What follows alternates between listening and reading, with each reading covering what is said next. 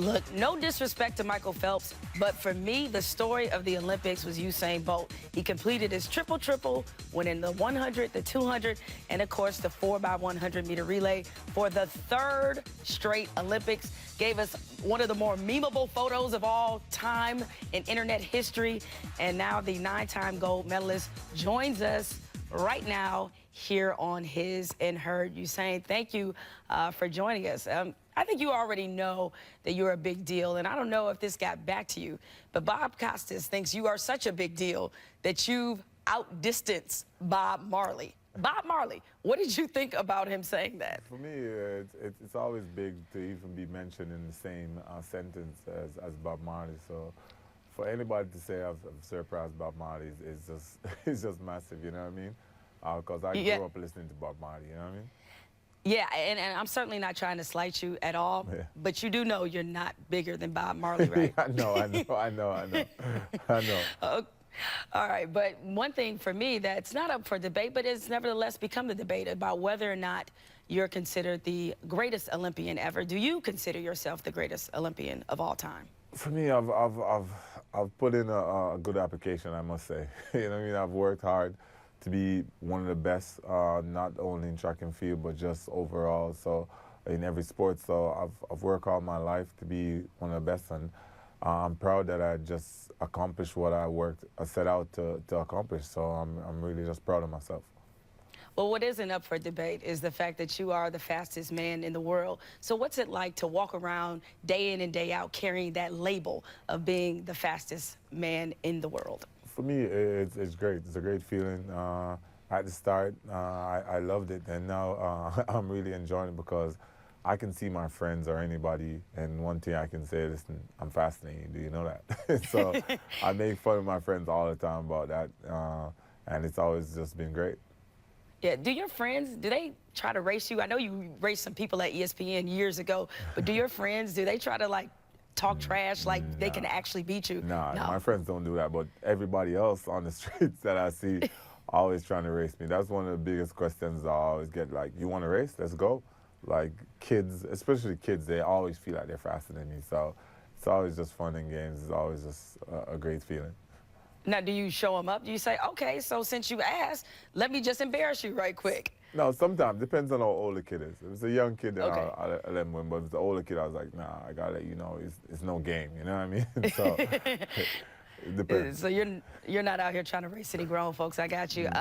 Now, look, as I mentioned before, Bob Costas, he compared you or said you were bigger than Bob Marley. But nevertheless, whenever I see footage of you going back to Jamaica, the people, I know you don't buy a drink there. I know you don't have to ask to get any club there. So how crazy is it for you when you go back home?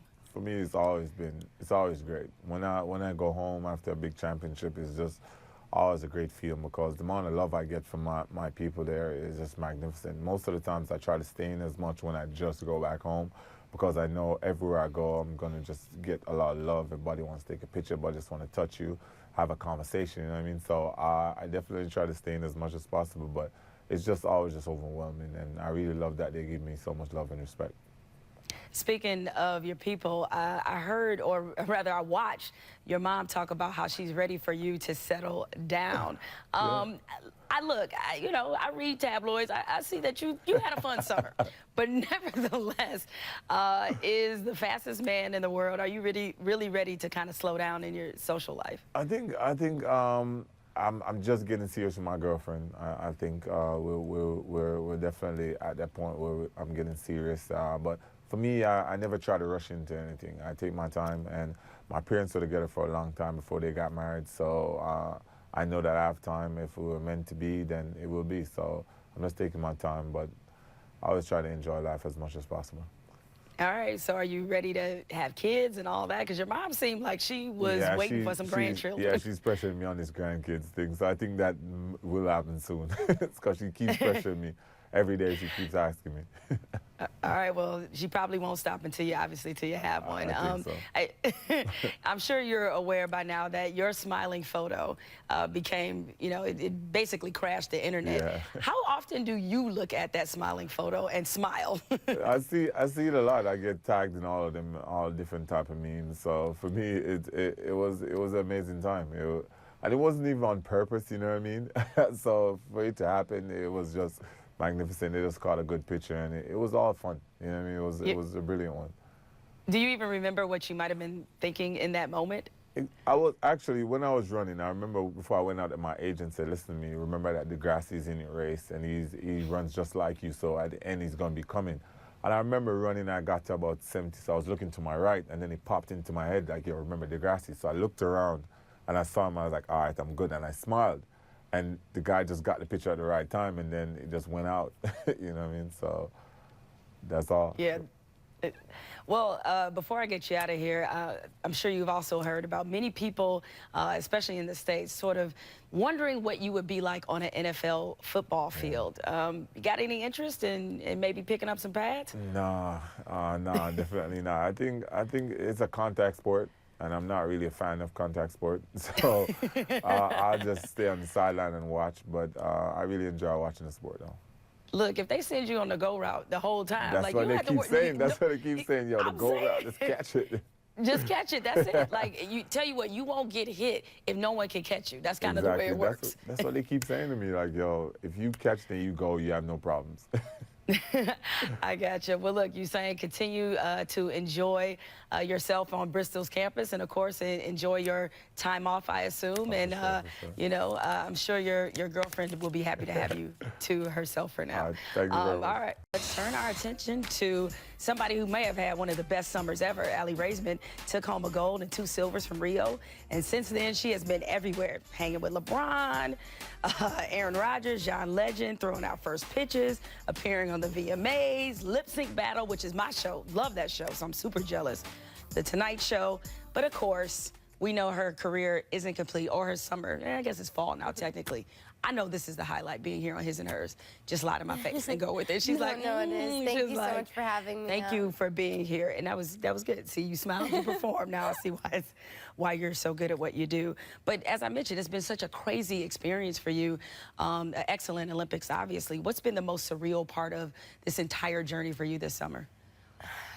I mean, it's hard to put into words, but you know, I think when I first came back, it felt so far away, the Olympics, and making the second Olympic team almost seemed impossible for me because it was just so hard to get back to where I was. So I just can't believe that I actually did it. And I think I surpassed my expectations. So it was just, I think getting the all-around medal was really, you know, something that I didn't really believe that I could actually do it. So it was just, it still doesn't feel real.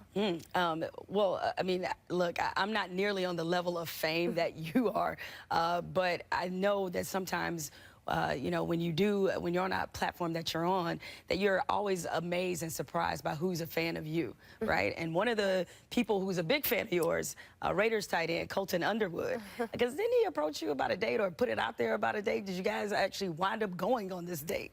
Well, I mean, actually, everyone's been asking me about that, but I like to keep my personal life private, but the video was very sweet. The intention was, it actually wasn't supposed to go viral. It was kind of one of those things that I think it just got, like, I couldn't believe it was everywhere. Like, everyone's been asking me about it, but I like to keep my personal life private, so. Look at that. Yeah. Way to give me a good stiff arm and do it very That's my answer to everyone. Okay, I got you. We'll stay out of your business for now.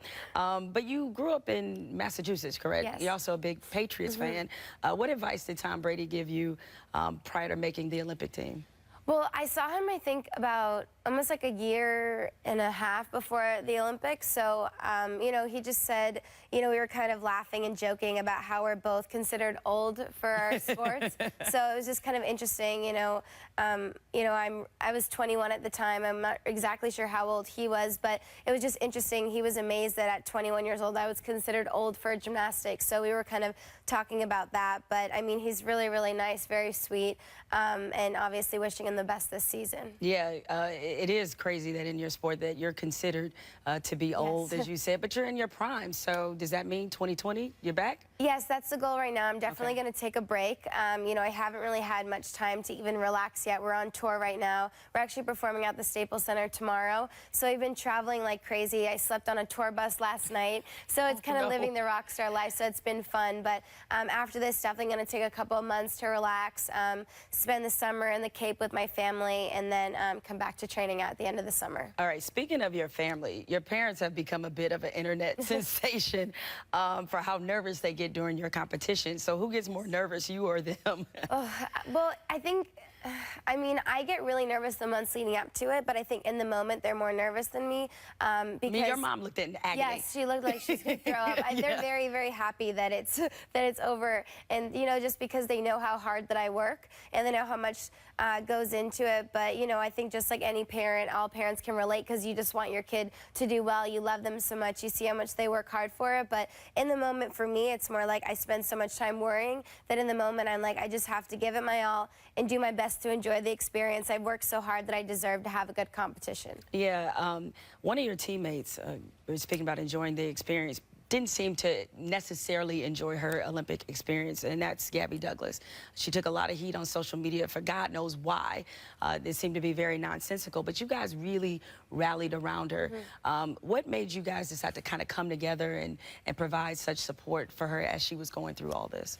Well, I think, you know, in any sport, you know, in order to be successful in the team competition, you have to be a team from start to finish. And, you know, I think it's not fair because I think, you know, a lot of times even for me, if I'm really focused and I look serious and I don't look like I'm happy, people say you know, people could say you look mean. So I think it's just, people are always going to say stuff, but we just told her we were so proud of her, just like everyone in America is. You have to think about all the positive feedback. And, you know, there's so many little girls that their face just lights up when they see her. They're so excited. I mean, they love Gabby. When we're on tour, like, they scream so loud when they announce her name. So we just tell her to focus on that. There's so many little girls that look up to her, and that's such a special and rare thing to have, you know, to have so many little girls look up to you. So I think it's really incredible. And, you know, she did an incredible job. She did her job in the team final. She did an amazing job. We wouldn't have been able to win without her. Now, here's what I've always wondered. I mean, you guys are in an awkward position because you have your own individual goals, but yet you're part of a team. Yeah. So how do you balance, you know, wanting to be a good teammate with also wanting, you know, to be kind of individually selfish? Well, it was, you know, for me when I was competing, I don't even consider myself competing against Simone just because she's so good. I know, you know, I think we all knew that we can't beat her. So it was that in the all-around competition, it was like we both were just trying to do our absolute best. I knew, you know, her best was the gold medal and then mine was the silver. So for me, it felt like silver was the gold medal for me. And it was so nice what she said. She said she was more excited and proud for me getting the silver than she was for the gold, because I think for herself, she just knew, you know, even if she fell, she could have won the gold medal. So for me, it was like I had to do a good competition, and I had tried so many times to get it, and every time you know, I had a little mistake here and there, but that will sometimes throw you off the podium. So, you know, we make it work, and we know at the end of the day, it's just gymnastics. There's so many other things going on in the world. We're so fortunate. We're so lucky to be able to do the sport that we love to do. So we just think about it like that and just to do our best to enjoy the experience. Well, everybody watching at home, we certainly enjoyed watching you, young ladies. So good luck with everything. Thank you so much. Can't wait to see you all when you come to our neck of the woods, which is Hartford, Connecticut. So thank you, and you so enjoy much. the rest of the fall. Take some time off. You certainly deserve it.